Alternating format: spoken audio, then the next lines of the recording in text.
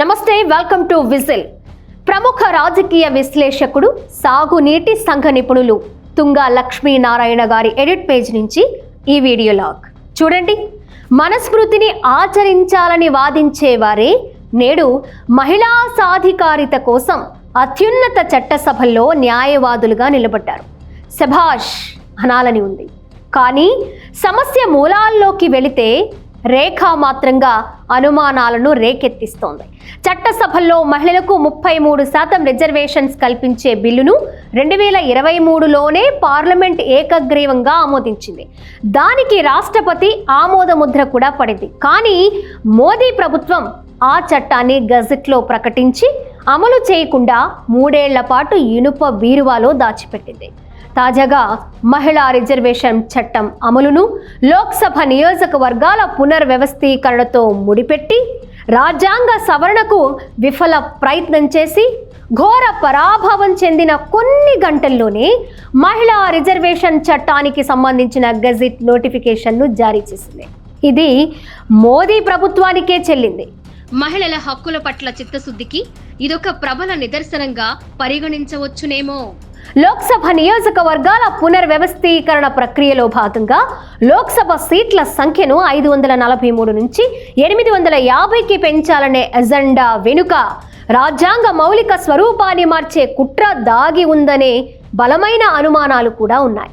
దక్షిణాది రాష్ట్రాల్లో ప్రస్తుతం ఉన్న లోక్సభ స్థానాలకు అదనంగా 50% పెంచుతామని నాలుకపై తేనె రాశారు.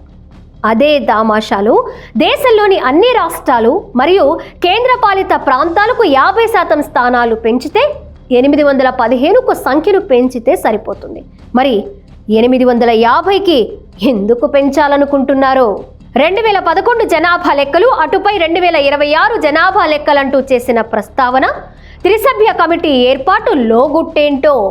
లోక్సభ సభ్యుల సంఖ్యను పెంచడానికి ప్రయత్నించిన మోదీ ప్రభుత్వం దానికి అనుగుణంగా రాజ్యసభ సభ్యుల సంఖ్యను పెంచడం గురించి ఎందుకు ఆలోచించలేదో? బహుశా దీని వెనుక ఒక దుష్ట ప్రణాళిక ఉండి ఉండొచ్చునేమో.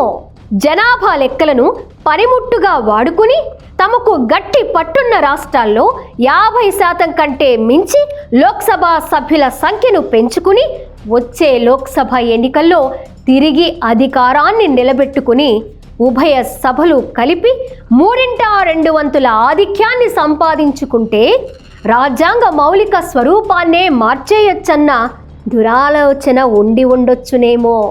రాజ్యాంగ పీఠికలో పొందుపరచబడిన లౌకిక మరియు సామ్యవాద అనే పదాలు కాషాయ భావజాల ప్రతిపాదకులకు నిద్ర పట్టకుండా చేస్తున్నాయేమోనన్న సందేహం లేకపోలేదు.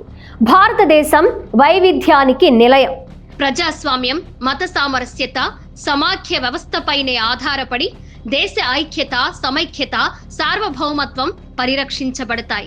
నిజమైన ప్రజాస్వామ్యవాదులు, దేశభక్తులు కాస్త రాజకీయ విఘ్నత ప్రదర్శిస్తూ అప్రమత్తంగా వ్యవహరించకపోతే మాయ మాటలు, నినాదాలతో మభ్యపెట్టి రహస్య ఎజెండాను అమలు చేయడానికి కొత్త రాజకీయ ఎత్తుగడలు, వ్యూహాలతో మళ్ళీ ప్రయత్నాలు చేస్తారు.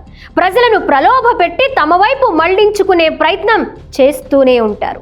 అధికారమే పరమావధిగా భావించే అవకాశవాద రాజకీయ పార్టీలకు, నేతలకు, రాజకీయాలను రక్షణ కవచంగా వాడుకుంటున్న నేరపూరిత, అనైతిక, స్వార్థపరులకు మన సమాజంలో కొదువే లేదు.